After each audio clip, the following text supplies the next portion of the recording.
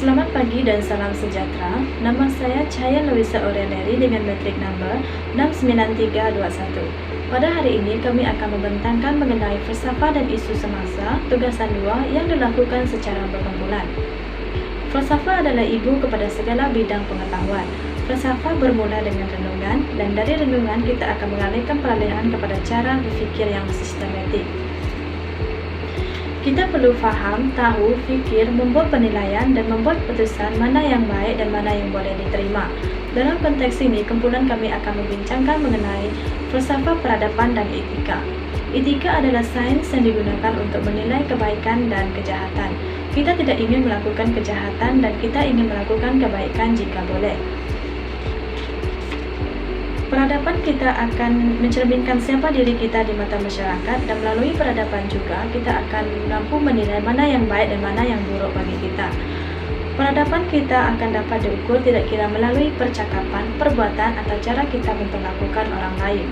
Oleh itu, kumpulan kami akan mengungkapkan falsafah etika dan peradaban di kalangan masyarakat masa kini melalui konteks pengaruh media sosial terhadap akhlak masyarakat masa kini.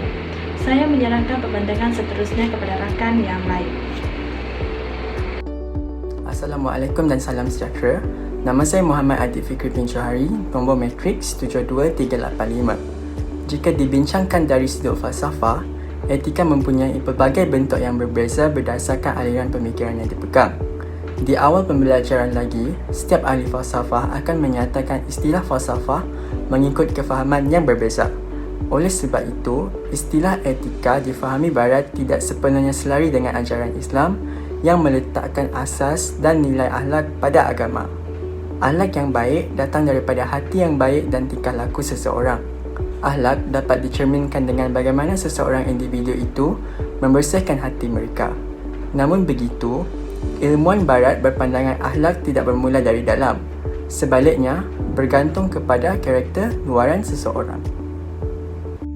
Assalamualaikum dan selamat sejahtera diucapkan kepada pensyarah bagi kursus MPU 3182 Falsafah dan Isu Semasa iaitu Ustazah Kazimah binti Kadai.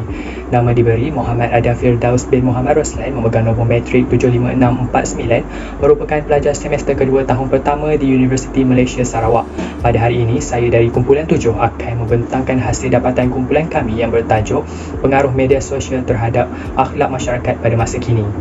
Media sosial merupakan salah satu bentuk teknologi yang sangat popular dan digunakan oleh hampir semua penduduk di muka bumi ini bagi tujuan berinteraksi dan berhubung di antara satu sama lain. Sebahagian besar teknologi digambarkan sebagai media baharu yang berbentuk digital.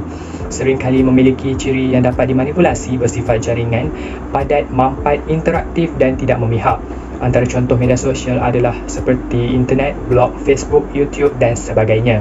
Memang tidak dapat dinafikan bahawa media sosial ini mempunyai pengaruh yang besar kepada orang ramai dari pelbagai perspektif kerana ia telah menjadi sebahagian hidup orang ramai, terutama sekali media sosial seperti Facebook. Pada masa ini, penggunaan media sosial iaitu laman sosial melalui internet amat popular di Malaysia.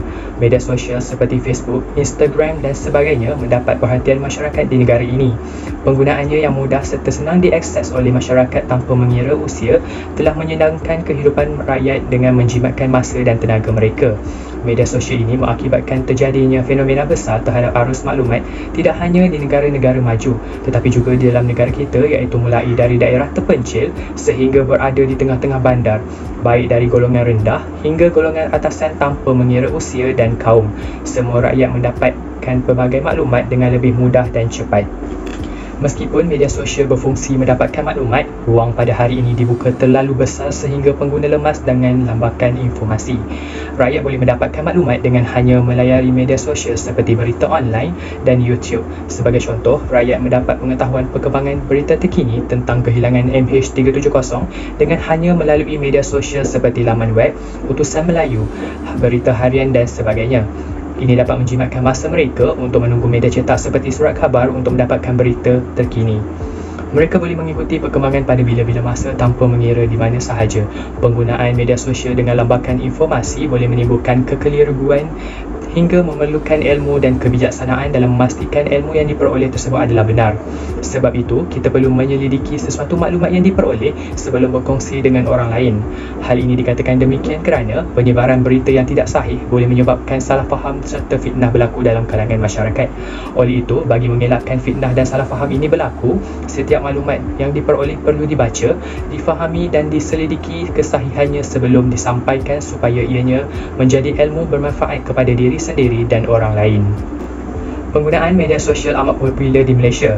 Laman media sosial popular seperti Facebook, Instagram, YouTube, Twitter dan sebagainya mendapat perhatian pelbagai lapisan masyarakat pada masa kini. Yang lebih dan paling terkenal pada masa kini adalah aplikasi TikTok. Kelihatannya, mempunyai akaun di laman media sosial ini seakan menjadi satu kemestian dalam kehidupan masyarakat pada masa kini. Kita akan dianggap ketinggalan zaman jika tidak acapkna dengan istilah atau isu yang dibincangkan dalam media sosial. Penggunaan media sosial secara tidak terkawal mampu mendatangkan gejala negatif kepada penonton. Biasanya, golongan yang mudah terpengaruh dengan gejala negatif ini adalah golongan remaja. Media massa yang sering mempengaruhi golongan remaja ialah daripada televisyen dan internet. Terdapat remaja yang melayari internet di halaman yang bercorak negatif sehingga mereka terdorong melakukan gejala negatif tersebut. Oleh itu, ibu bapa sewajarnya memantau perlakuan anak-anak mereka kerana mampu untuk memberikan kesan yang positif dan negatif terhadap gaya hidup masyarakat kita pada masa kini. Itu sahaja daripada saya. Pembentangan akan diteruskan oleh ahli kumpulan yang seterusnya.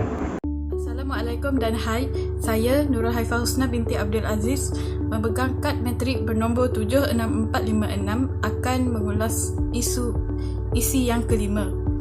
Menurut Profesor Madya Dr. Khadijah Muhammad Khambali berkata, etika berkait rapat dengan etos atau karakter seseorang.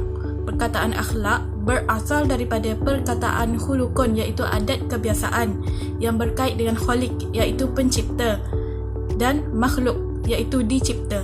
Dijelaskan dengan lebih ringkas lagi, perbuatan seseorang itu lahir daripada spiritual dan hati yang dicerminkan melalui tingkah laku perbuatan yang berkait rapat dengan pencipta. Disebabkan itu, konsep hubungan dengan pencipta dan manusia wajar dijadikan pedoman pengguna media sosial. Dengan erti kata lain, sekiranya seseorang itu menjaga hubungan dengan pencipta dan manusia dengan cemerlang, hubungan di media sosial juga akan berlangsung selaras dengan tuntutan setiap agama. Selamat sejahtera, nama saya Sivia Anak Tarang, nombor matrik 71748. Tidak dapat dinafikan lagi, pada zaman milenium iaitu generasi Y menjadi golongan yang paling ramai menggunakan media sosial. Antara aplikasi yang paling mendapat sambutan adalah Instagram dan TikTok. Masing-masing berlumba mempamerkan kehidupan serba mewah sehingga melampaui luar batas. Hal ini demikian melanggar batas ajaran Islam dan ajaran agama lain apabila muncul sifat riak dan meninggi diri. Selain itu, generasi Y juga banyak bergantung kepada gadget dan teknologi dalam kehidupan seharian. Walaupun mereka mempunyai pemikiran yang sangat skeptikal kerana lambakan informasi sehingga sukar menerima sesuatu wibawa, agama atau politik. Oleh sebab itu, mereka akan cenderung untuk bersifat relatif, iaitu membuat keputusan bergantung kepada sekeliling dan bersetuju untuk semua perkara. Kerana maklumat terlalu banyak sekaligus bertentangan dengan ajaran agama yang menekankan sifat yakin atas segala ilmu atau maklumat yang disampaikan. Sebagai kesimpulannya, etika seperangkat nilai normatif diasaskan kepada fahaman dan kepercayaan sesebuah komuniti. Jika bagi kita masyarakat Malaysia, berkata kasar di media sosial adalah tidak baik, namun masyarakat barat berpandangan lainnya.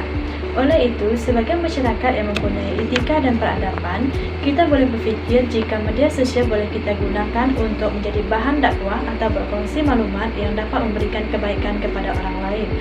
Sekaligus, media sosial dapat digunakan sebagai platform berinteraksi dengan orang lain tanpa sempadan. Sekian saja pembentangan dari kumpulan kami. Sekian, terima kasih.